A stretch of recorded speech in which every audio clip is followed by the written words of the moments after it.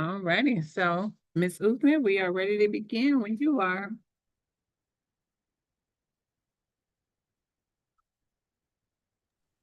Okay, 1 second. One more member is trying to join. I was trying to help her get in.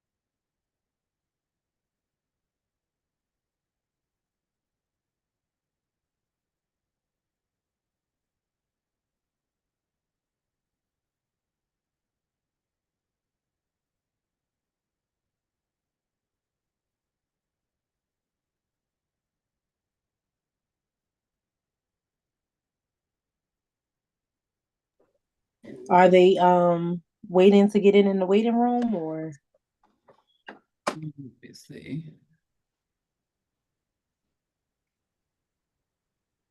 Oh, yes.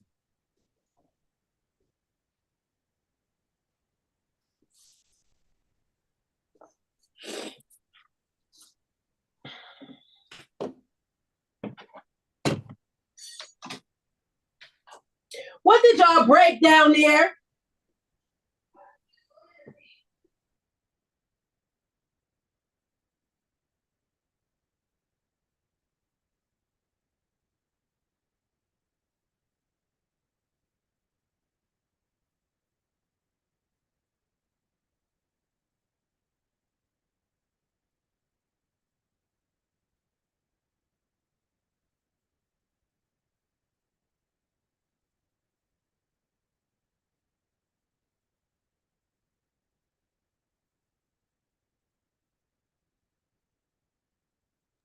Okay, were we able to get everybody in? Yes. Okay. All right. Good evening. Welcome to Continental Colonies Go Team meeting, where we will follow the agenda as it has been emailed to you and publicly noticed. I would like to remind everyone that this is a meeting of the Go Team. Only members of the team may participate in the discussion. Any members of the public present are here to quietly observe. For members of the Go Team, please identify yourself when you speak. I am pleased to call this meeting of the Continental Colonies Go Team to order at 4:37 p.m. Our first order of business is to call roll. The secretary will now take the roll.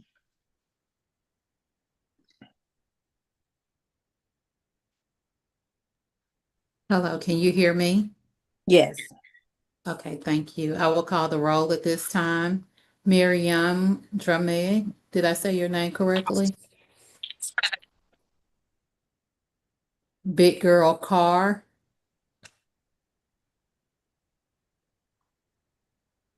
Is she present or no? No. Okay, thank you. Marquisha Sanders.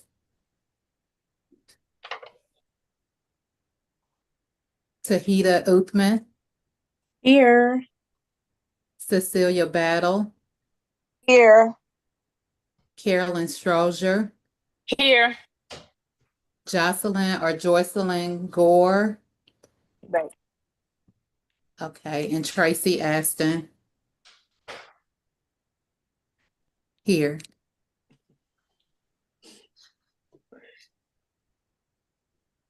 All right. This team will only be able to take official action if a quorum is present. Is there a quorum present? Yes. Okay. If there is a quorum present, I'm sorry. So we're going to go ahead and proceed to our action items.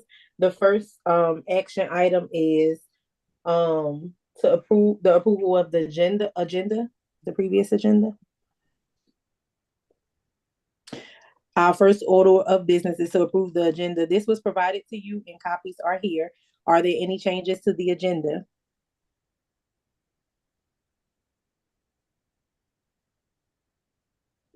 Who's supposed, that's Miss Aston. Miss Aston, are you supposed to approve the, have you posted the previous agenda?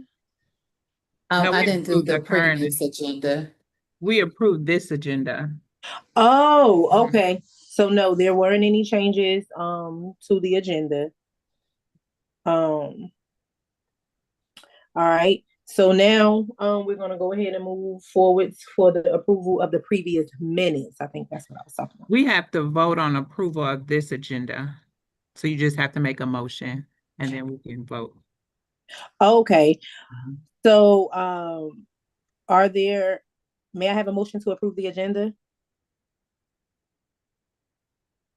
I motion for the approval of the agenda. I second.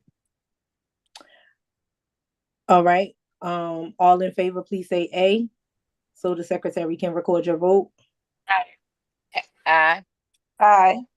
All opposed, please say nay. Any abstentions, please say abstain. All right, now we will review the approval of the previous, review and approve the previous meeting minutes. The minutes have been provided to you. Are there any corrections? All right, if there are no further corrections, may I have a motion to approve the previous meeting's minutes? Motion to approve. A second. Second, Carolyn Stroger. All in favor, please say A. A. A. A. A. All opposed, please say nay. Any abstentions, please say abstain. All right. Now we will move forward to approve the appointment of the vacant community seat. I nominated Baja Whitehead, our PCA president. The new community for the open seat will serve for a full 2-year term until June 2027. Individuals cannot be full-time APS employees, and principal nominates the individual for the community member seat. Dr. Horton, are you in agreement with this nomination? Yes, Ms. Whitehead. Okay, so all in favor? Can I have a motion to approve Ms. Whitehead to fill the community member seat? Did she want to share something about herself? Oh, Ms. Whitehead, would you like to share a little bit about yourself with the team?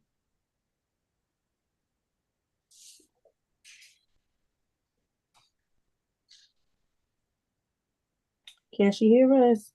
I'm not sure. I see her on here.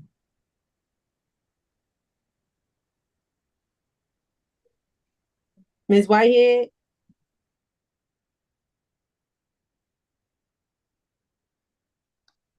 I can share a little bit. I'm not sure if she can hear us, but Ms. I'm Whitehead. sorry. Can you Oh, hear there me? you are. Okay, there you go. Okay, sorry. It's I'm okay. pressing buttons. Hi, I'm Baja Whitehead. I'm the PTA president. And I also have a son that attends Continental Colony. And I'm excited to be on the Go team. Nice. Okay, thank you for that. May I have a motion to approve the vacant community member seat for Baja Whitehead? Motion to approve. A second? I second. Second. Oh. All in favor say A. A. A. A. All right. All opposed, please say nay. Any abstentions, please say abstain. All right. So, welcome to the team, Ms. Whitehead, as the community member. We will now move to the discussion items on our agenda. The first discussion item is the 2025-2030 school strategic plan development. Dr. Horton, do you have anything to say about this? Yes. Okay. Hello, everyone. For our 2025-2030 strategic plan, that's where we'll focus our time most of the time today. And on the screen, you'll see Atlanta's why we exist and why and who we are. So who we are, Atlanta's public school system, and why we exist is to educate and empower Atlanta's students to shape the future. And so we're moving into building a new strategic plan for the next 5 years. And so we'll take a look at Atlanta Public Schools strategic plan to help us shape our strategic plan. So on the screen, you can see the strategic plan for Atlanta Public Schools.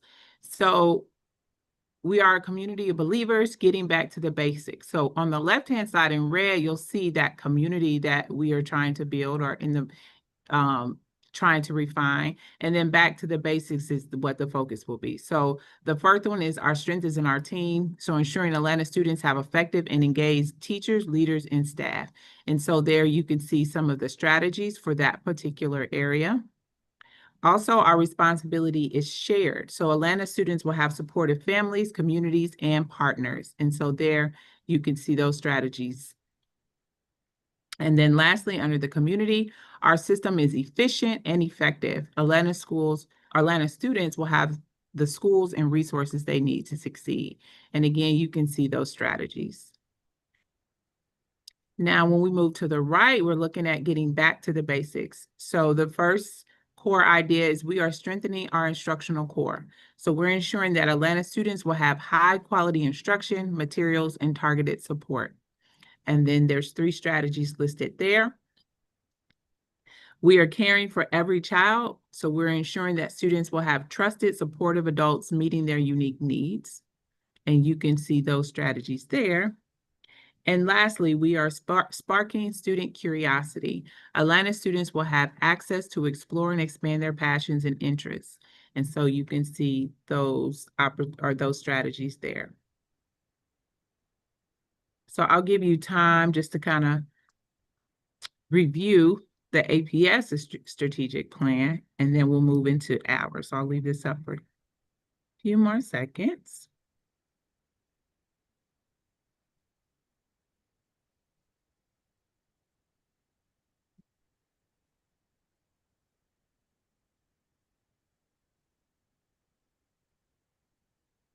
Does anyone have any questions about the APS strategic plan?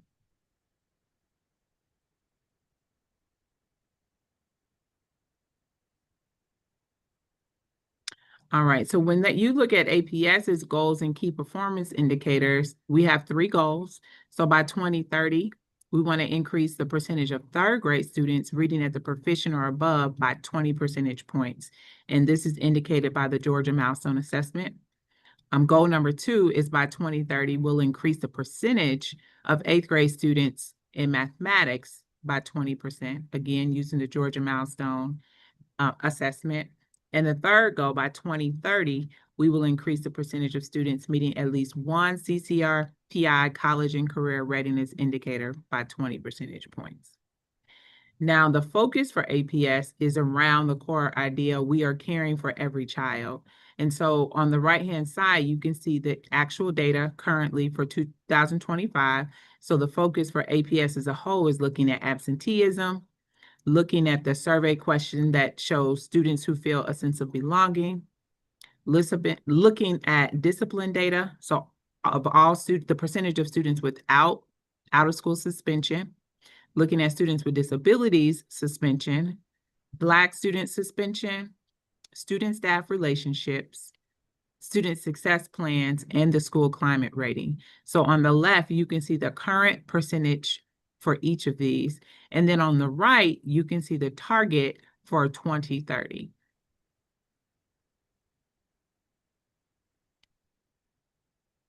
So we started off with looking at the big picture, getting back to the basics and the community and strategies under each of those, and then looking at the goals and the key performance indicators for reaching those goals. So now as we look at our strategic plan, we want to do the same thing. So today we want to just focus on our mission, vision, and our strategic goals. So we want to think about what is our purpose? What do we do? What is our picture for the future? and what results do we want to satisfy our stakeholders' needs. And so on the right, so we're going to focus on the top of the triangle. And it gives you an example. We are educating and empowering Atlanta students to shape the future with a focus on literacy, numeracy, and college and career readiness. So as we move throughout this year in our Go Team meetings, we'll focus on the top portion. So we're looking at today, the mission and vision and the goals.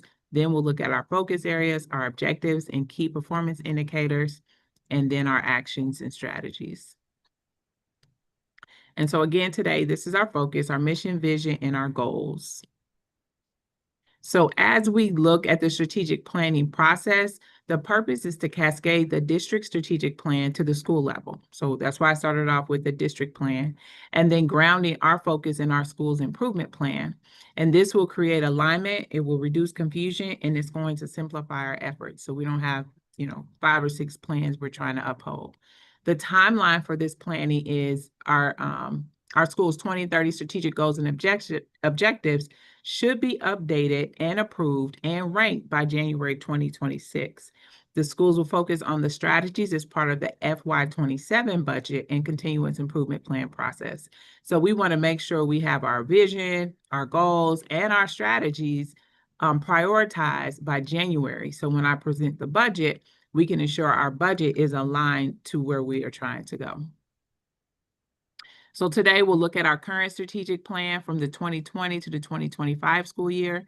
We'll look at our current continuous improvement plan. We'll look at our individual school data. And if you want to go ahead and scan that QR code on the screen, it will give you, you can see closer, some of that data I already shared, but you can see the district's plan. And in a few slides, you'll be able to see our strategic plan.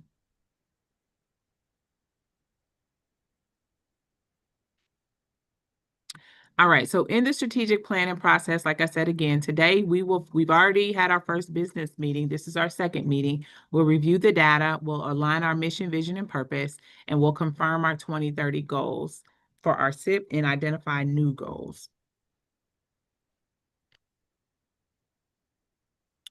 All right, so as I stated before, this is Continental Colony's KPI summary, so key performance indicator summary.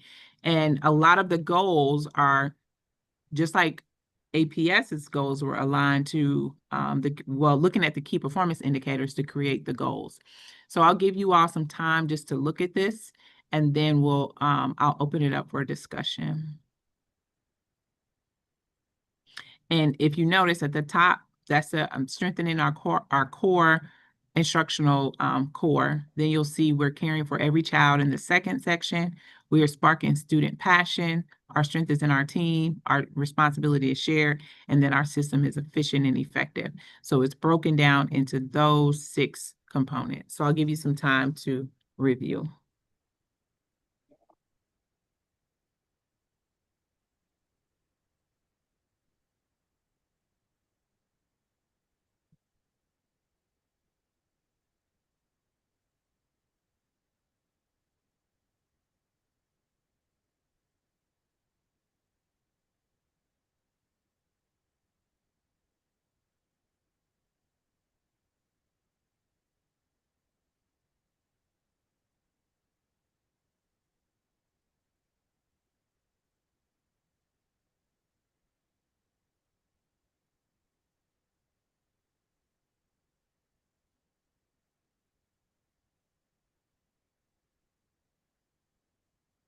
All right, based on this data sheet, what do you notice? And what are your wonderings?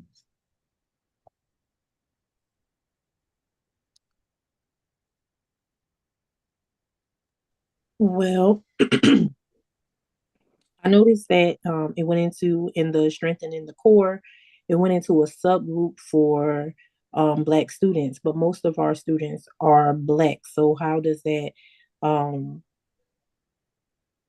those numbers kind of represent our school as compared to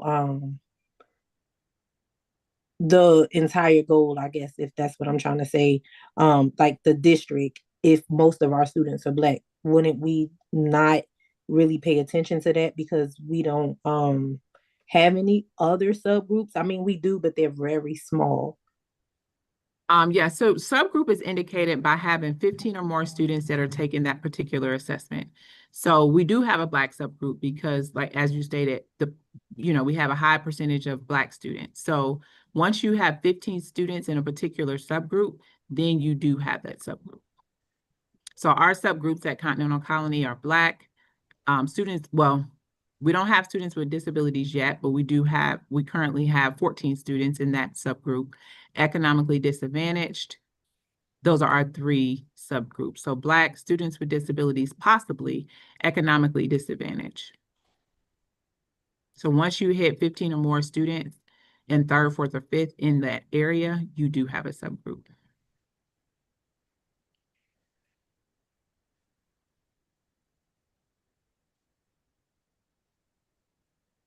Any other noticings or wonderings?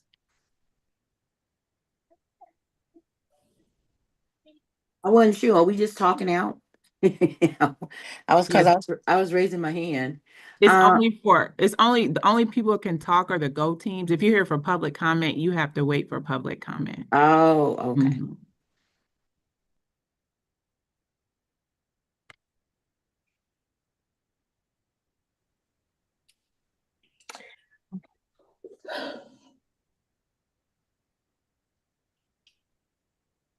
So let's move to the 3rd question. Are we on track? So reading the sheet, you have first the focus area, the category, the matrix, and then you'll see our current KPI, our current key performance indicator. You'll see the change, and then you'll see the goal by 2030. So our goals are in red, and then you can see the change. And then the last column, you'll see the current district performance, and then the red is where we're trying to get to. So based on that, are we on track? In some areas, we're on track. There are other areas where we fall behind, but I could see, if we were still there in 2030, that we would meet those goals. And so we seem to be on track in most areas.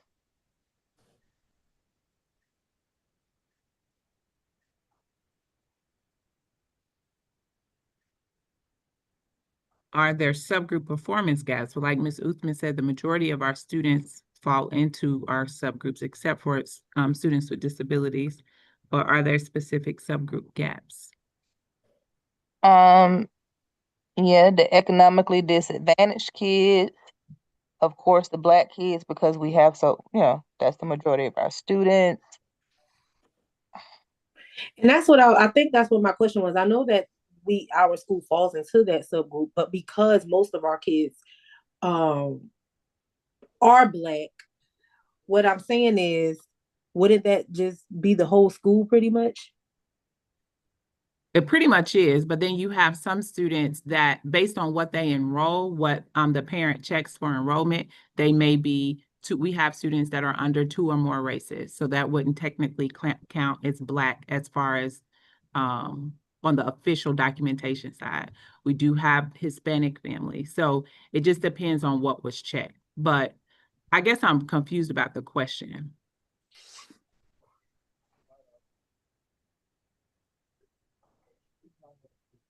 Ms. Uthman? No, I'm here. I'm looking at it because I'm trying to frame it right so you can understand. I'm just trying to fix my words right, because maybe I'm misunderstanding the chart. My real wondering, okay, this is a wondering then. Why are we focusing on Black students when the whole school is predominantly Black? Like, wouldn't we focus on the other students? Yeah, we're focused on all students, but they just call out subgroup data as well. So when you look at, just when we look at literacy, like currently when we get to our continuous improvement plan goals, it's focused on all students, but you also have to pay attention to those subgroups. Our school is is not, there could be another school that has a high white population and a lower Black population, but so then it's both a subgroup, but they want to make sure you don't have a gap in those subgroups. Because if you look on here, you can see if we look at Black students at 18% currently, but then students with disabilities, which is a subgroup, is at 6%, there's a disparity there, right? So it's about half, that are less than half of the students with disabilities that are performing versus Black students and economically disadvantaged. Does that make sense? Yeah. So you just want to make sure that you don't have one group that's extremely outperforming another group, because then there you have some inequities, or, you know, you got to look at some strategies to make sure you're reaching everybody.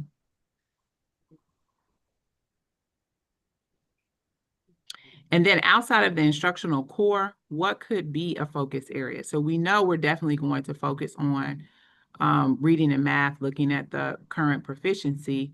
But when you look at caring for every child, sparking their passion, the strengths in our team, is there any other area that jumps out at you?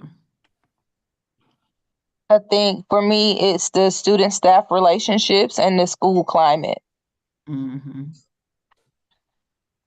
And so just to give you some background, under school climate, that goes with the student survey, teacher survey, that goes with discipline data, that actually includes staff attendance, administration's attendance, and student attendance as well. So all of those fall into that climate rating.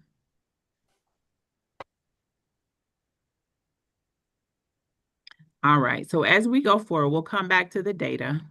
So here we have Atlanta STU statements. Who are we? We are Atlanta Public School System. And why do we exist? To educate and empower Atlanta's students and to shape the future.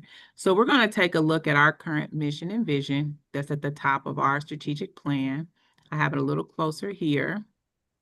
And based on the mission and vision of Atlanta Public School, we see who are we? We are Atlanta's public system, and why do we exist? Does our current mission and vision align with these two statements? So you can see our mission is Continental Colony aims to develop compassionate and knowledgeable lifelong learners through the progressive implementation of internationally minded instruction and rigorous assessment. And then our vision is the vision of Continental Colony is to become a school of excellence that prepares students for equitable access to college and career options to ensure they are equipped to persevere and successfully function in a technologically advancing global society. So based on our current mission and vision, do you see that alignment to the district statements?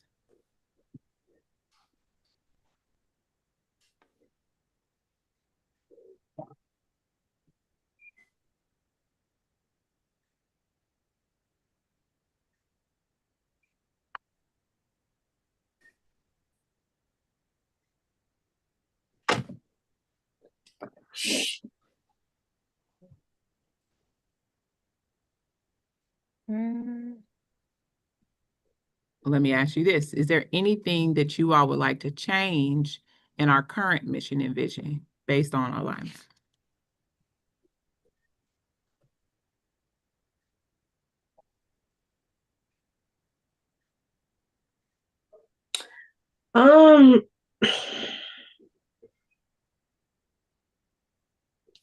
Is the part that stands out to me in the mission is rigorous assessment. Just thinking the same thing. Mm-hmm. Because if that's how we're measuring our success, then we might need to take a deeper dive into the assessments that we're using. That's, you know, to make sure that the assessments are also equitable for our student populations. So is there something you want to change in the wording? That sounds like a strategy, but is there something you want to change in the wording of the mission or vision?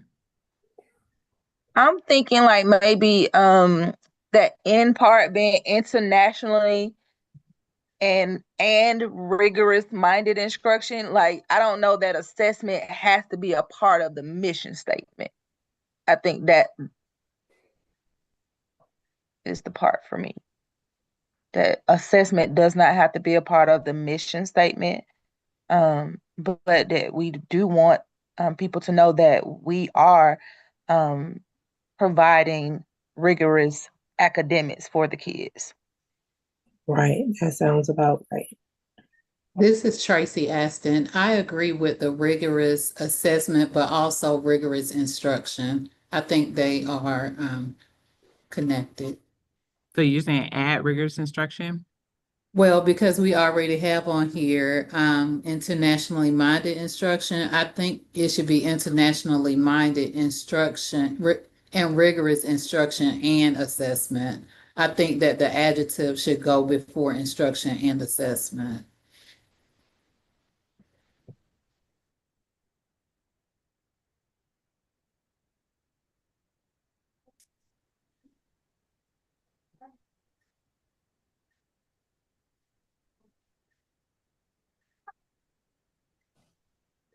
Ms. Battle, were you saying internationally minded and rigorous instruction and leaving the assessment off?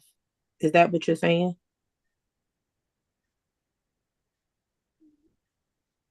I'm sorry, Ms. Uthman, could you repeat it one more time, your question?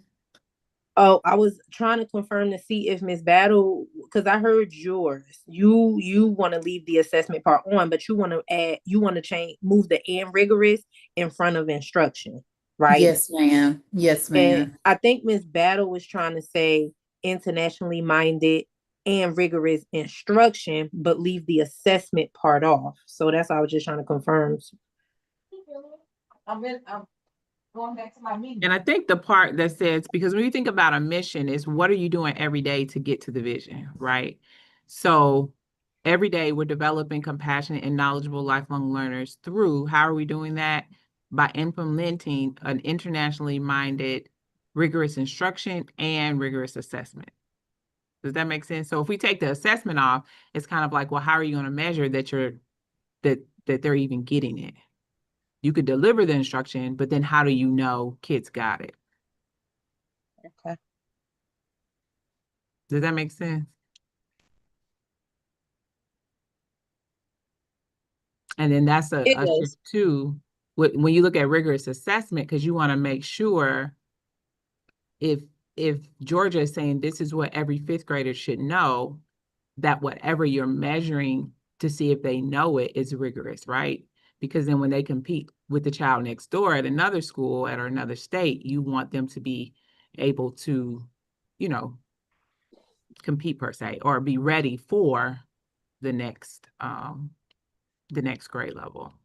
And don't we also want the instruction to be aligned with the assessment so that if we're doing all of this internationally minded and rigorous instruction, we want that instruction to be aligned with the assessment because we don't want it to be different. So can we add that word like aligned? So through the progressive implementation of internationally rigorous or internationally minded instruction aligned to a rigorous assessment. Like internationally minded and rigorous instruction aligned to assessment or something like that.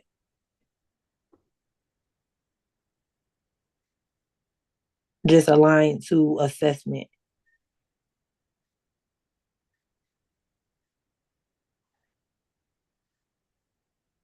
Let me see. I'm just gonna put CCES. CCES.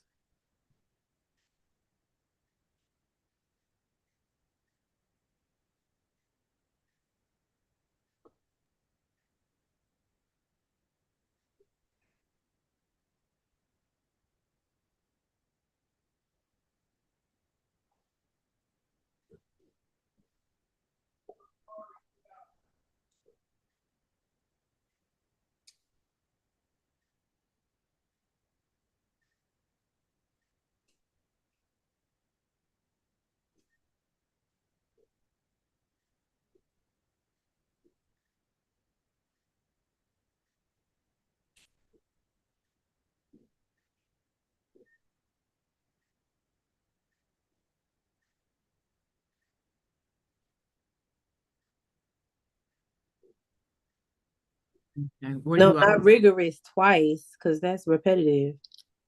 Like take the rigorous part off in front of the assessment, unless you think it's necessary to have rigorous in front of assessment, and then put the word in between minded and rigorous at the up in the next line above. put the word, say it one more time. Put the word let me see. And rigorous instruction that is aligned to assessment. I mean, we could use a word to describe the assessment, but I'll leave that to the Go team.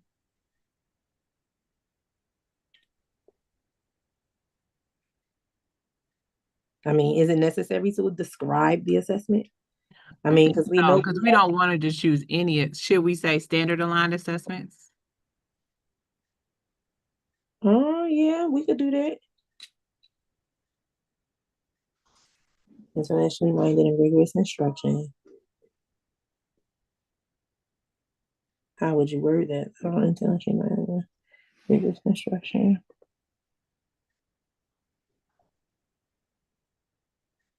I don't like that is. Should we just take that is out, aligned to?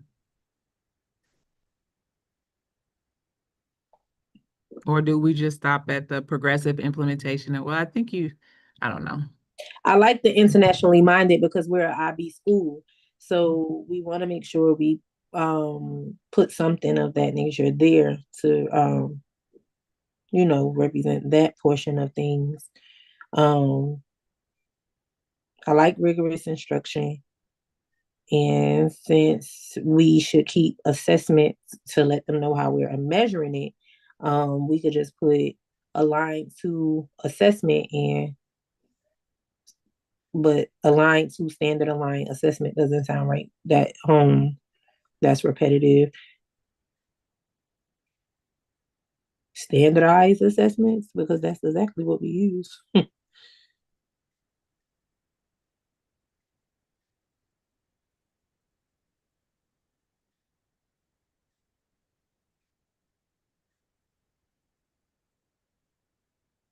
Any other thoughts around this?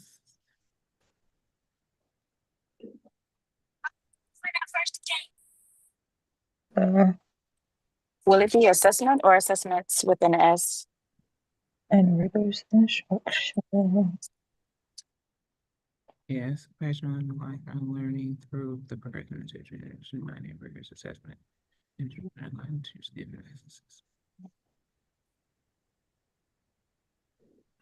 All right, anything with the vision? One more question.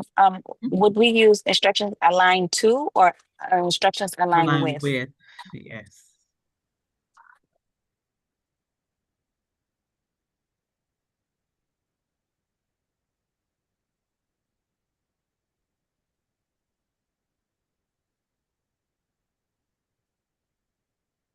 All right, so any other feedback? So I think that's good for the mission statement. Okay. All right, so now let's take a look at our goals. So we're going to extend our current goals to 2030 and then identify any additional goals. And then if we do additional goals, no more than one or two. So these are our current goals in our strategic plan. So our first one is around reading, increasing reading proficiency from 19 to 24. That's for this school year. And as measured by the Georgia Milestone Assessment. So that's students in grades 3 through 5. And 80% of students in K through 5 will meet their MAP reading growth target. And then for math, increasing proficiency from 22 to 27 is measured by a Georgia Milestone. And then again, 80% of students meeting their growth target. And then, already put special, and then we have a special ed goal. I'm gonna jump to goal 4. So for our special ed subgroup, looking at moving from 9 to 15% increase this school year, and then 9 to 15 in math, and then 9 to 15 in reading as well. And then our third goal is to reduce the percentage of student incidents and OSS for students in Tier 2 and Tier 3 for behavior challenges, decreasing that by 50%. And so based on our current goals that you see there, this is 2026, we need to shift them to 2030. So if we go back to the data that I presented here,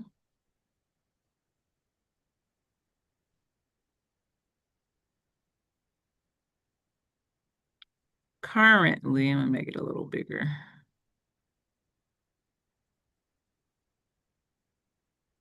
So 2030, they're looking at Black students jumping to 44.5 in reading.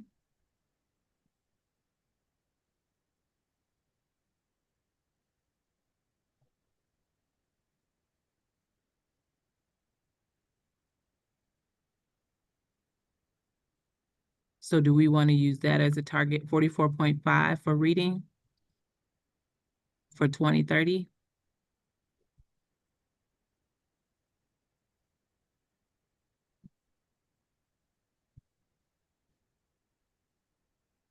Yes.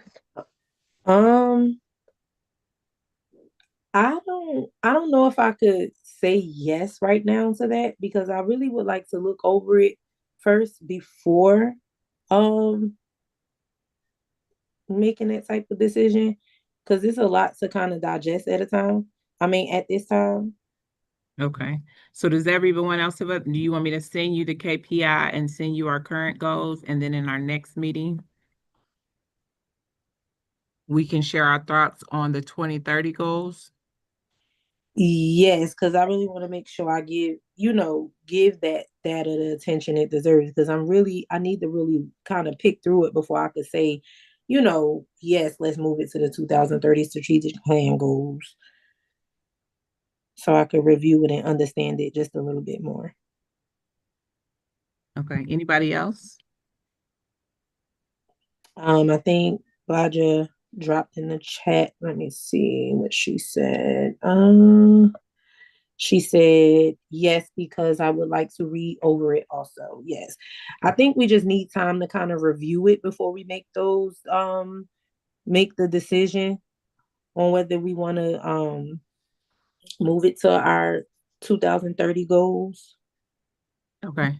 So I'll send this to everyone, and if everybody can look over the KPI indicators, I'll send it in a separate one as well, so it's a little bigger. And then you can look at on this slide 31, these are our current goals for this school year. And then again, we want to add on the percentage wise, but using those KPI, like if we look at where we currently are, and we actually have, that may be a good idea because we actually have our final data is rolling in for our college or for CCRPI. It's still embargoed, so I'll be able to share that shortly. And we made some pretty major gains. So we may even want to shoot above 44% by 2030. So I'll send this to everyone. And then if you guys can, we'll just put it back on the agenda for next time as well. And then, so I think at that time as well, we were going to talk about additional goals. So once you guys look over everything, you can think about the increasing the percentages for 2030. And then based on this data, if we want to add 1 or 2 goals to the strategic plan. Is everybody in agreement for that? Yes. Yes. All right, perfect. So that's my only discussion item, Ms. Uthman. Okay, thank you so much for walking us through that. I'm sure I'll be ready at the next meeting. We will now move on to our next discussion item, which is the public comment protocol and implementation review. I couldn't find it in any print. Do we have that printed somewhere in print, like written down? It was in our previous, we voted on it in our previous meeting. Yes, but I could only find something really short. I looked in the minutes and I really didn't see a lot of it there, but I just wanted to make sure we review it, especially ahead of our first public comment protocol. And I wanted to ask you guys' opinion about, do you think that public comment should go at the beginning of our meeting before we get started with our discussions, or at the end?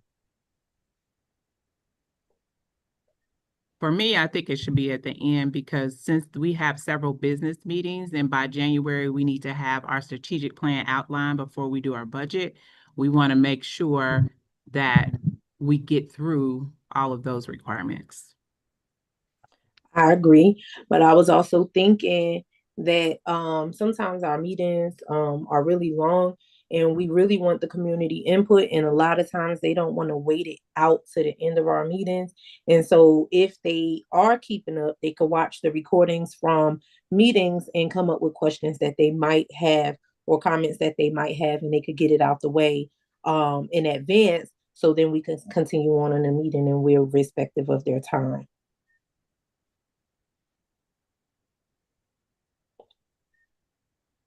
So, I mean, it's open. It's just a suggestion. I just wanted to know, like, how you guys felt about that. Because while I was thinking about it last week, it was just a thought that ran across my head, because we're trying to, like, get the public, the community's input on stuff.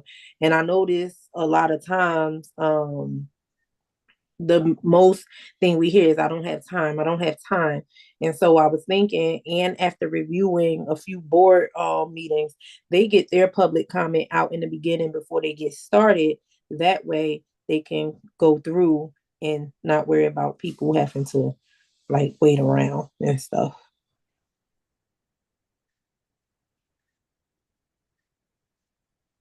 So what do you guys think about that? I already know what you think, Dr. Horton, but what do y'all think, the other co-team members? This is Tracy Aston. The only thing that I would say is, I'm not sure if we do the comments from the community early, will they have an opportunity to hear everything to then want to provide feedback at the end of the meeting. So I don't know if they will have a comprehensive aspect of the entire meeting to give the informed feedback. And if they do it at the beginning, then they would have listened to an entire meeting, but wouldn't be able to give feedback to it until the very next meeting. So I don't know if it would be as timely. Okay. All right. Well, let's keep it at the end. I was just, I guess dancing around that thought. So, all right, we'll move on to the next discussion item, which is the school communication systems. We discussed it in our last meeting that we had our school's website. What are some other things? Dojo. We also have email, Blackboard, but we discussed some other things that we could do to kind of get the interest and capture the rest of our crowd at our school. Since everything is moving really fast, we have a younger crowd. Everybody's busy and at work. I think Miss Sanders suggested that we do like a TikTok, or we resort to social media, use our school social media pages to kind of make sure that we're giving out information widespread and in a timely manner. Where were we with the social media things? And also,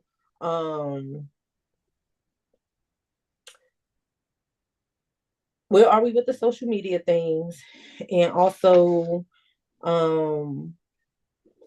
the time frame of when we're giving information out, so that people can digest it and prepare for it in advance.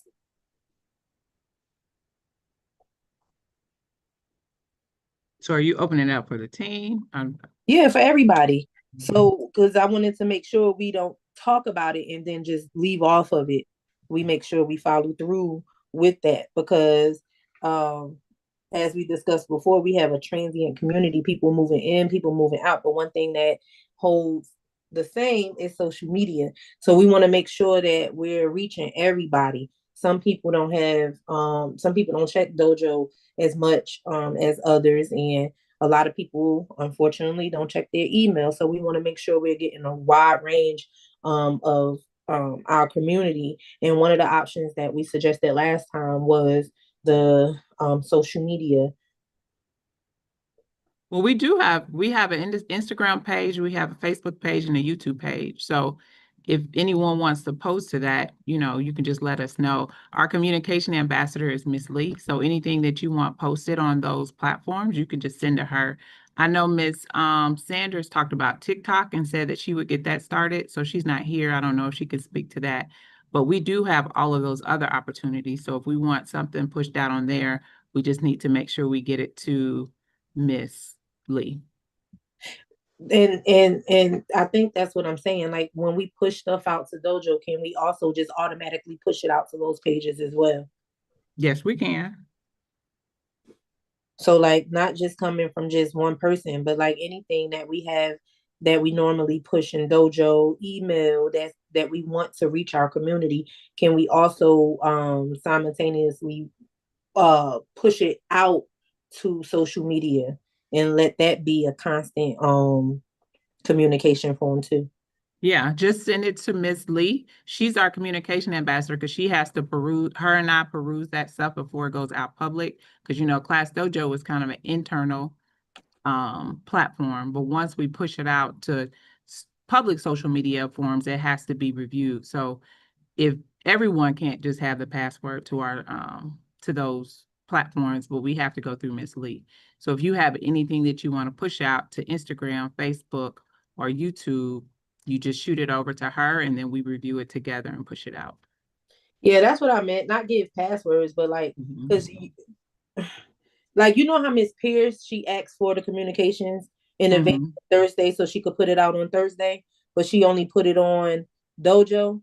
Like let's just say she get it in advance and she put it on Dojo, but then she turned right around and put it on Facebook and all of our other social media channels. I'm just asking for it to be constant, you know, and consistent along with Dojo.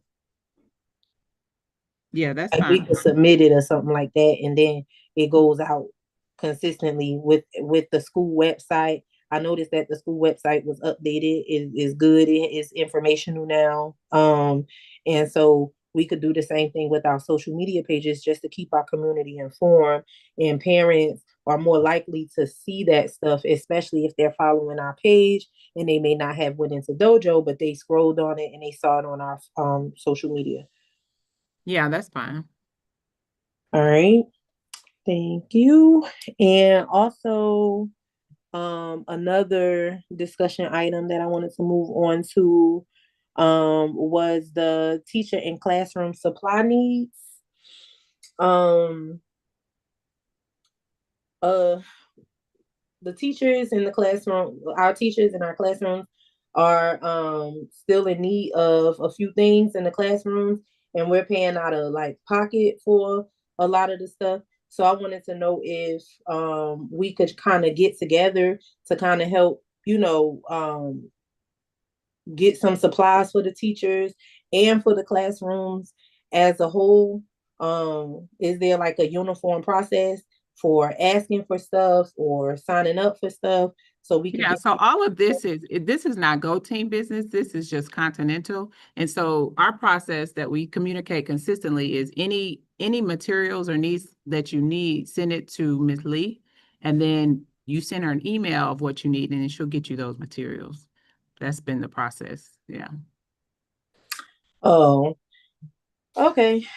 Well, I thought that I put it on the discussion items because maybe we could get community help for the stuff that we need because I understand that we're low on a budget. Yeah, so if you send it to Ms. Lee and there's an issue, we can do that. But you know, if she doesn't know about it, she can't order it. Okay. Mhm. Okay. But overall, without that process, how do we band together as a community to make sure that the teacher and classroom supply needs are taken care of for the school because we're low on budget? Is there something that you've asked for that I guess this is No, this is not a personal question. This is I'm talking about for the whole school. I'm good in my classroom. I'm just talking about for the whole school as a whole, like to collaborate on making sure that the supplies for teachers and classrooms are taken care of. This is not a personal question. This is a community question. I don't really need anything right now. I'm just saying, just as a whole, I notice around the school that we're in need of stuff, and I know that our budget is low because I hear all the time that we don't have no money, we don't have no money. So I was introducing to the Go Team some things that we can do collaboratively to reach out to community and earn some funds. That's what I'm saying. For that specific thing.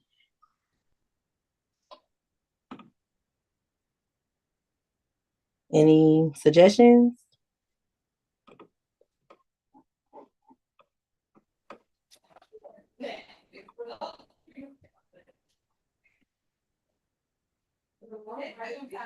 Ms. Aston, do you have a suggestion for the teacher and classroom supply needs? I think what I would say is it probably be a good conversation to include the PTA with, as well as the leadership team, so that you all can kind of drive it that way as it relates to the budget and all of those other components. And then when you all do the budget for next year, consider, what that will look like with the principal. Okay, all right. But currently this year, if we are going to use the budget, how is the Title I actually dispersed for us at the school so we could use it now? If you recall in our budget So the way meeting, that, I'm sorry. Go ahead. I'm sorry, Dr. Horton. Yeah, it's just the same as we discussed in our budget meeting last year. I shared out what we were putting in those line items. And, like I said before, when teachers need something, they email Ms. Lee and she gets them the items. Is Okay. that the protocol you're at? I think what I'm saying is how are we using our Title I budget to cater to the teacher and classroom supply needs? That's what I'm asking. So, To make like we sure did in our that budget classrooms process. are So full. all of our budgets the budgets are consolidated. So they kind of lose their face, but I can send you what I outlined last year on the budget that we voted for, what was under the non-staffing.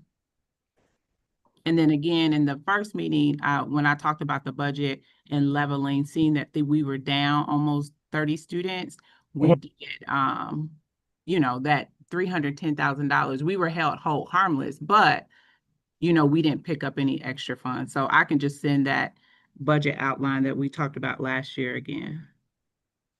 Okay. I also had the budget book from online on the district's website that outlined some things also that we could probably use too. Or whatever. To see how, that stuff could be used, I guess.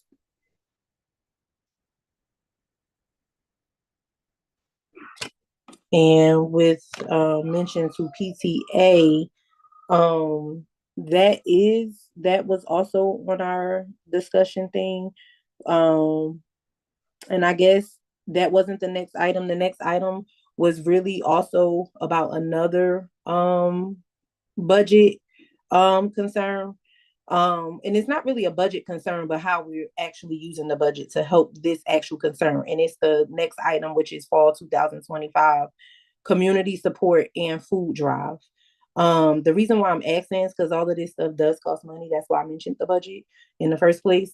Ahead of the media outlets and things like that that's happening right now with the government shutdown. SNAP is at risk of being disrupted for next month. So how can we support our students and families ahead of that happening? How can we come together, like create some type of food packages, pair with Kroger, which is right near our school. I meant to go there today, but I didn't make it there to talk to the manager to see if we could probably get some food packages made up and stuff like that, just in case the SNAP benefits are disrupted next month.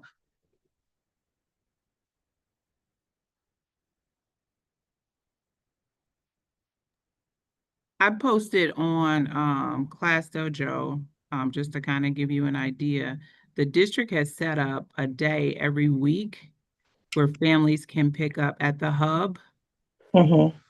where families can pick up, I'm trying to find the flyer. Yes, so at the APS hub, families, the last Monday of each month between 10 and 12:30 or until food runs out to receive free groceries. And so that's at the APS hub on 601 Thomas Cole Drive. Junior Way. Okay, I saw that.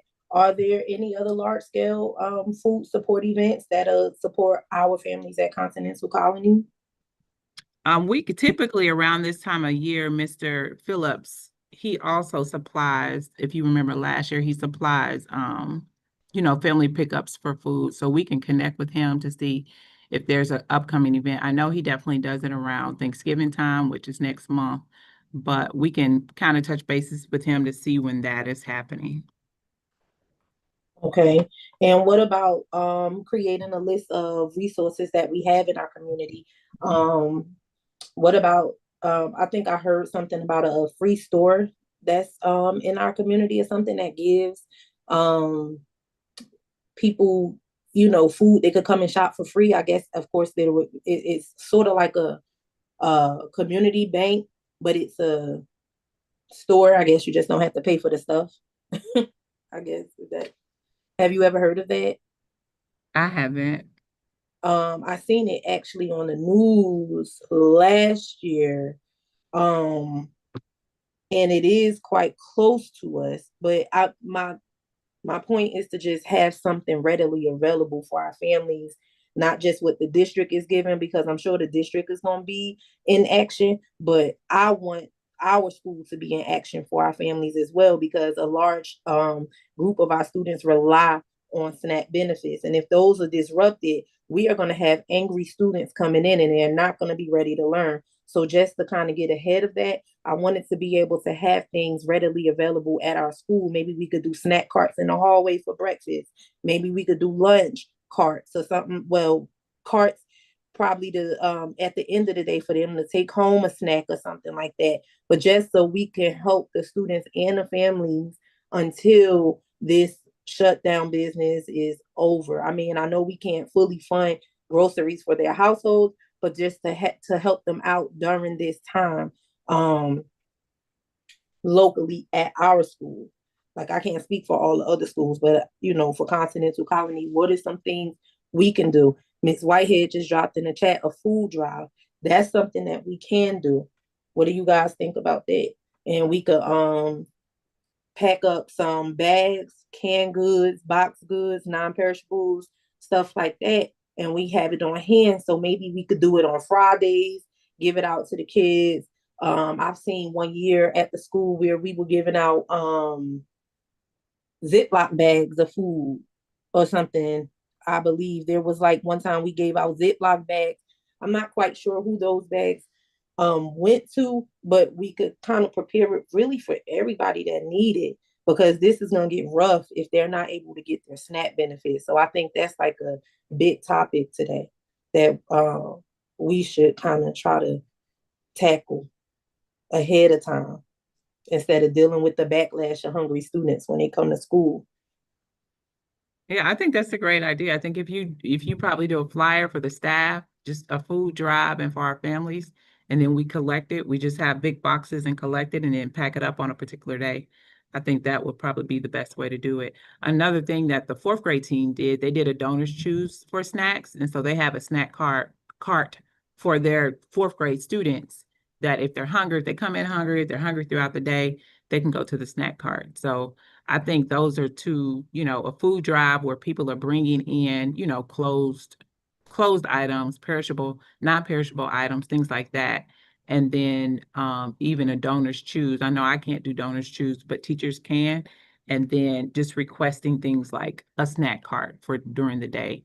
And then again, touching bases with Mr. Phillips to see, I know every year around Thanksgiving, he does come to the car lane to shop for groceries. Okay, but how long does donor choose take? Isn't that a lengthy process? No, as soon as you post your need, depending on who's on there, people donate. Oh, okay. Mhm. All right, so I could get on that as soon as possible. The food drive, Mr. Phillips. Um, can we do a pantry drive or something? Maybe that's the same thing like a food drive, but maybe we could get a little creative so that we're not taking from the families that we're trying to get the food to.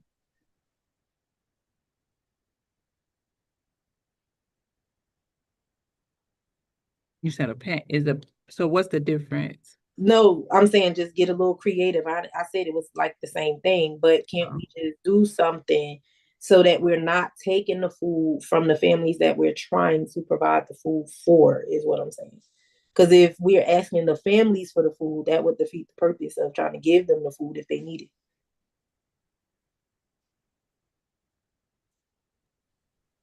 Not all families are going to need. So those families who are giving are those who have.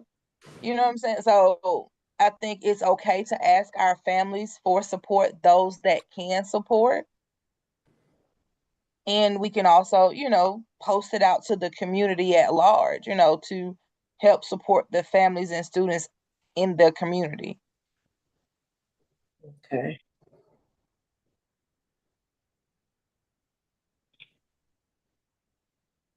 Okay.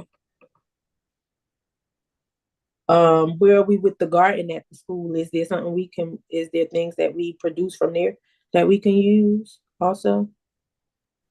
Yes. Okay. Like eggs from those chickens, do they lay eggs? They lay eggs. There's about 4 in there now if anybody wants eggs.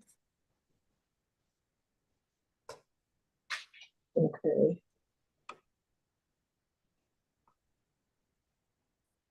Okay. So I guess we can send out a school-wide email trying to get this started. We could touch bases with Mr. Phillips to try to do this ahead of November because it's supposed to start in November where they're not getting any SNAP benefits. So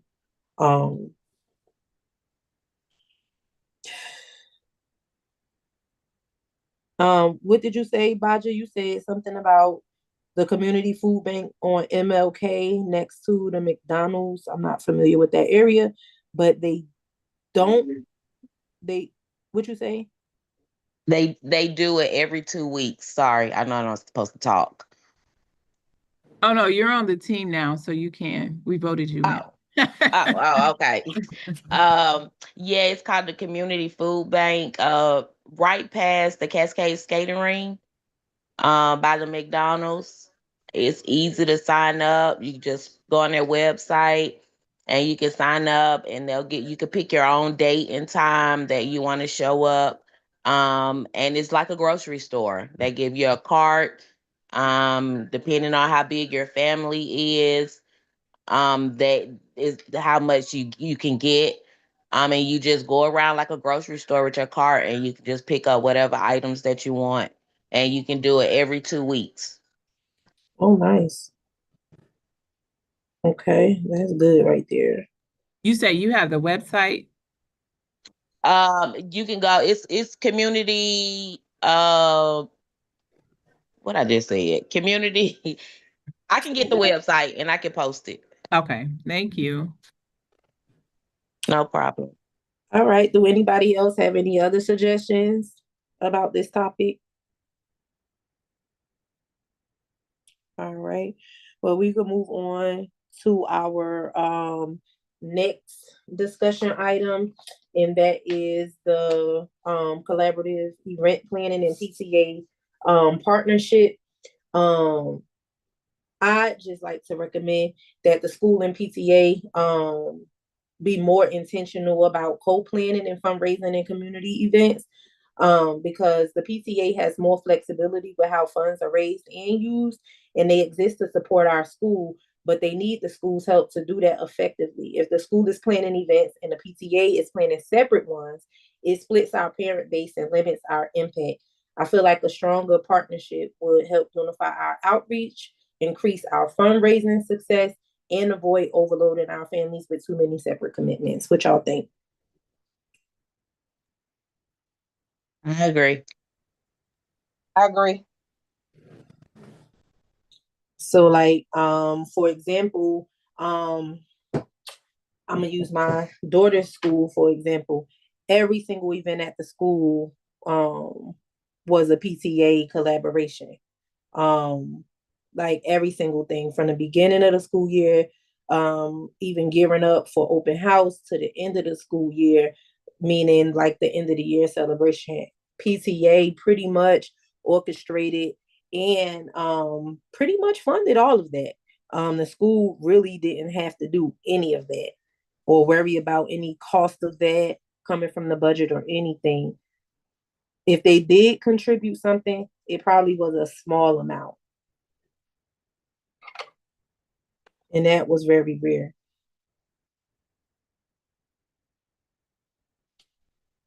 So, anybody else have anything to say towards that?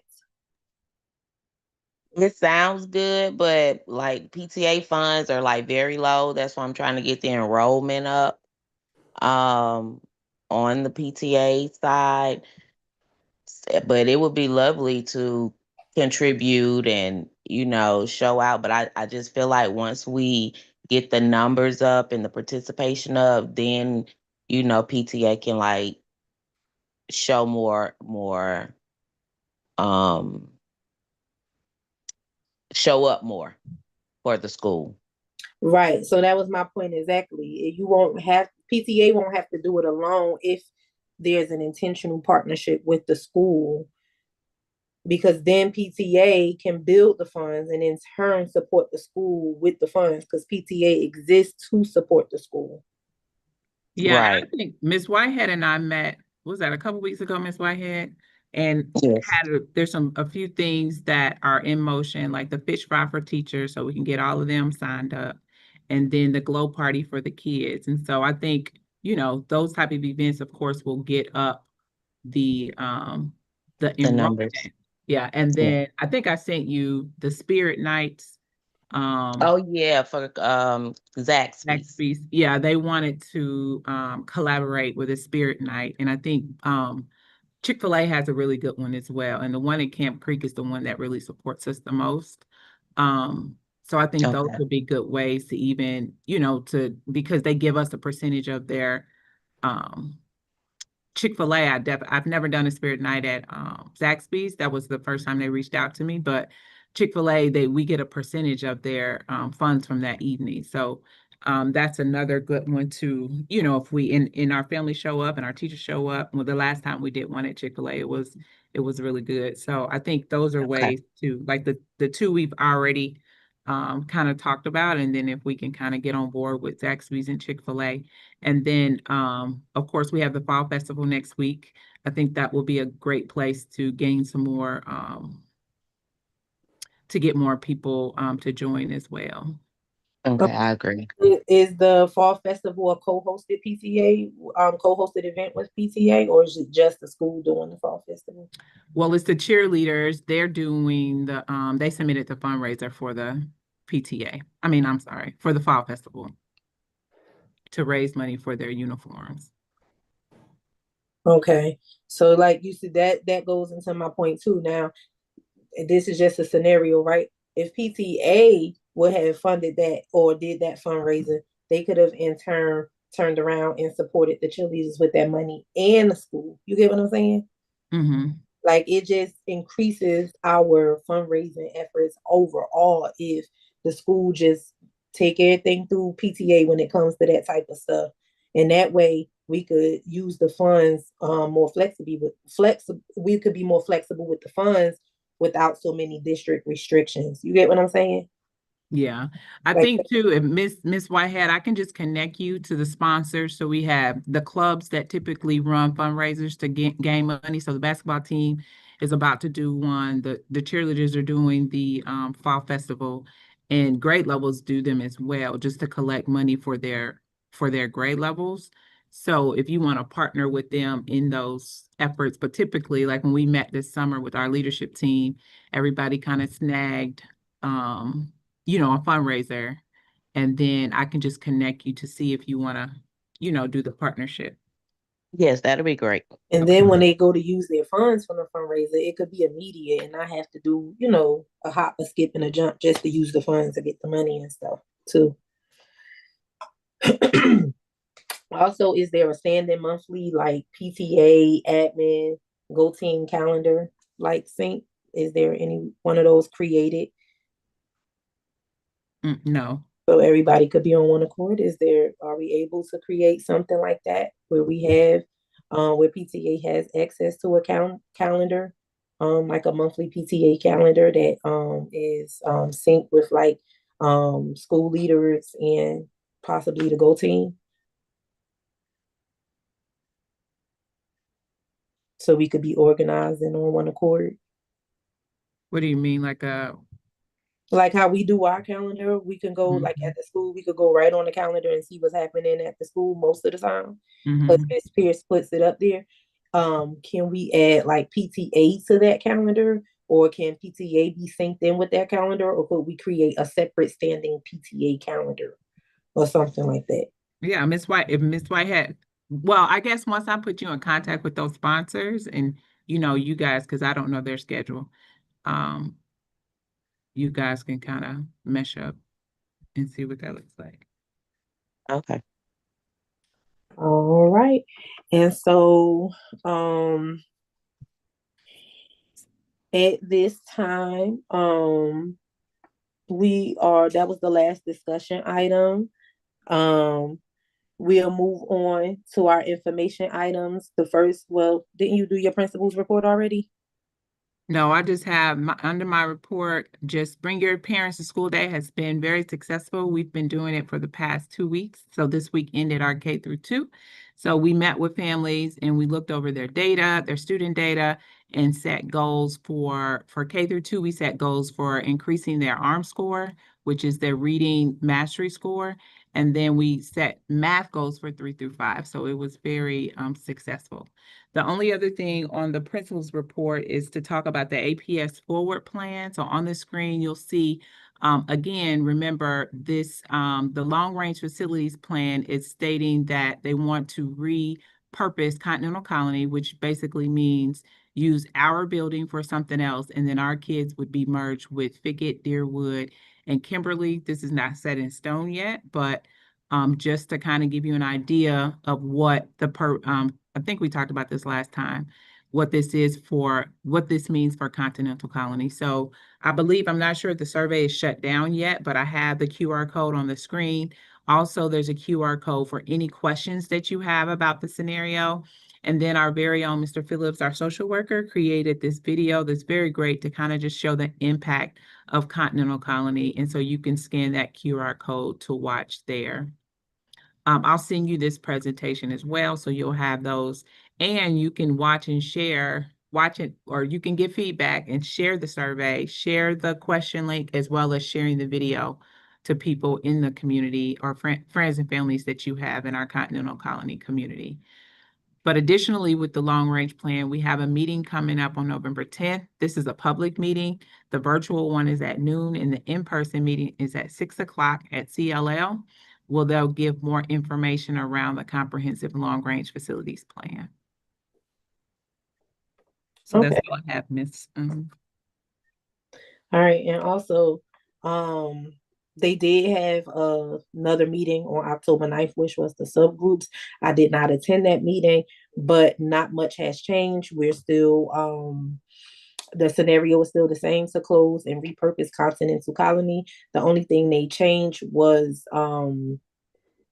that now they don't actually know what they're going to do when they repurpose it, what they'll do with it. At first, they were saying do it as a early childhood center or something like that. Now it's to be determined. That was the only thing that changed.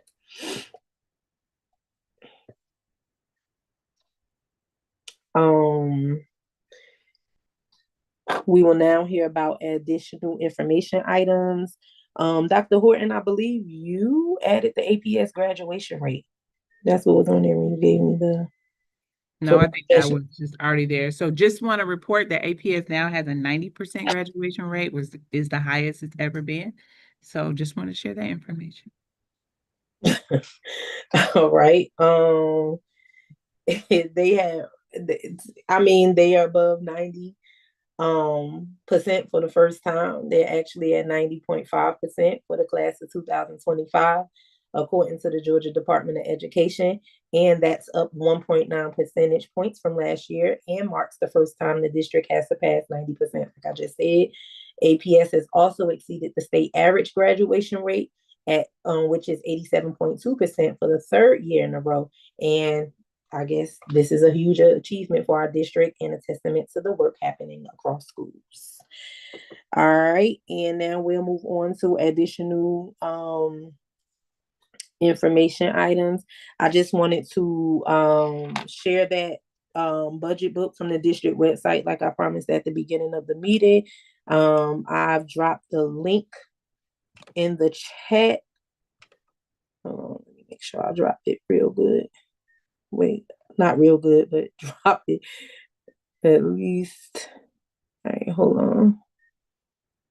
Make sure I drop the right one.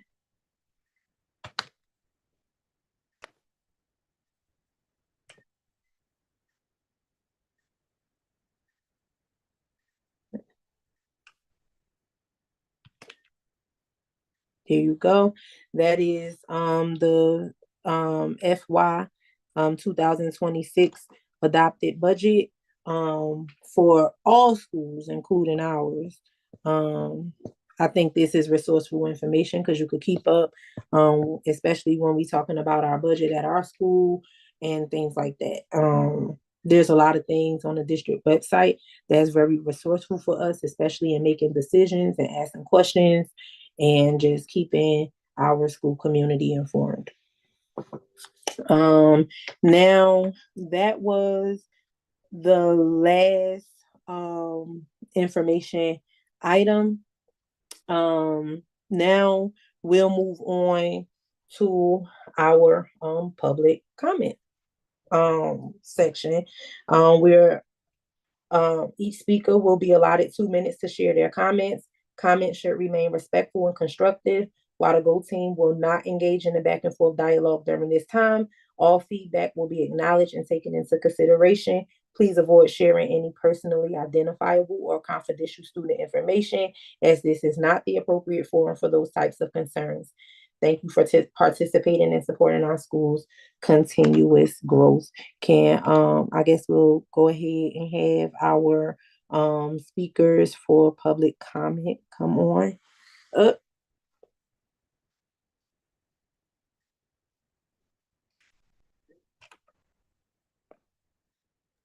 Are you calling us up or? Yes, I'm sorry. Yes, the floor is open. Oh, okay. Well, hi everyone. My name is Melissa Hughley. Hi, Miss Aston. How are you? Seen you in a long time. Hey, Miss Hughley. Hey, but nevertheless, thank you all for inviting me to your Go team. I only just have a few questions. For y'all Go team. Everyone is very quiet. This is the first Go team I've ever been to where there's really not a whole lot of questions being asked in reference to students about the strategic plan, the alignment, and the mission and the vision. I'm just going to assume that you all have already concluded or y'all have already selected your mission and your vision for the school. I don't know if parents were actually included in that, and what they would like to see for their vision and mission at their school. I'm not 100% sure. But it's very interesting, that the concept that no parents are saying anything because this is a Go team and it's pretty much supposed to be parent led. But I'm hearing more teachers and less parent um, in the discussion, in a lot of it. And I think a lot of parents that are on here don't really fully understand what you all are saying, far as with the research base.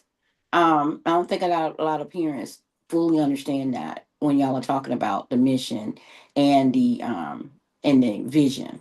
They should be both aligned together, but how y'all saying it, I'm not 100% sure that they are going to be aligned together. That's just my statement, and those are my thoughts. But I'm glad to hear that you all are trying to do something far as with your parents due to the government being closed. That's a good thing, but I'm not sure if you all are working with your parent liaison at the school, or if y'all have one at the school. That would be a good thing to actually look into, is actually providing a parent liaison, because she can actually fulfill a lot of these things that we're talking about. Far as PTA, um, I used to be the PTA district chair, so PTA just can't be your fundraiser. The money has to be totally separate. So if you have a fundraiser, the fundraising aspect will have to go to the school, or the fundraising money have to go completely to PTA. So it have to be either or. The money cannot mix. So all membership money, if you have a fundraiser in name of PTA, then any membership money has to go to PTA. Any fundraiser money that is being raised in PTA name has to go to PTA. And PTA will cut a check to the school in whatever amount they raise for the school. So I don't want anyone to get in trouble behind that. I just want to clarify that, because I was the district chair, and so I don't want anyone on PTA to get in trouble with mixing money, or anyone from the school to get in trouble, because APS does frown upon that a lot. So just don't mix the money together. Yeah, whatever fundraiser y'all do, don't mix them. If it's going to be a PTA fundraiser, then let it be a PTA fundraiser completely. All funds go to PTA into their checking account, and then PTA will actually write a check to the school. If it's going to be a Hey, school fundraiser, then it Ms. goes Hughley, straight. Yes, ma'am. I'm sorry, your 2 minutes has passed. Oh, I'm sorry. All right. I just wanted to give that emphasis, so I don't want y'all to, get in trouble on nothing. But thank you all. Thank you. Thank you, Miss Hughley. Um, all right. And do we have any more members for public comment? We only have one. If not, then we'll go ahead and move on to our announcements. Announcements are really brief. If you have any announcements to add, I encourage you to do so. The first announcement is that, of course, the PTA Teachers Fish and Chips Day that will happen on October 29th. You must sign up for PTA to participate. It'll be held right outside of the cafeteria at your scheduled lunchtime, at the scheduled lunchtime for the teachers. I'm talking like I'm talking to the teachers. I'm sorry. um, and the next announcement is something we already discussed, which was the APS graduation rate. Tomorrow is supposed to be a school tour from our district rep, Toten Pace. I haven't heard back any confirmation from him to confirm that he's actually coming. But in the event he responds tonight into the morning, then we'll have a school tour from Toten Pace. The next announcement is on November 3rd. I am holding a mock election in the kindergarten hall for ahead of election day, just to get the kids to understand the concept of voting and giving them a chance to do it in a fun way. The voting will be Oreos versus Chips Ahoy. Everybody is welcome to participate. And that is the end of announcements, if anyone else doesn't have any more announcements. Any more announcements? Okay, so then at this time, we have reached the end of our agenda. Is there any additional business at this time? All right. May I have a motion to adjourn this meeting? I move that the meeting be adjourned at 6:04 p.m. May I have a second? I second. All in favor, please say A or raise your hand. A. A. Hey. All opposed, please say nay or raise your hand. Any abstentions? Please raise your hand or say abstain. All right. Well, at this time, our meeting is adjourned. Thank you, everyone. Thank you. Good night. Good night. Good night. Thank you. Thank you. Good night.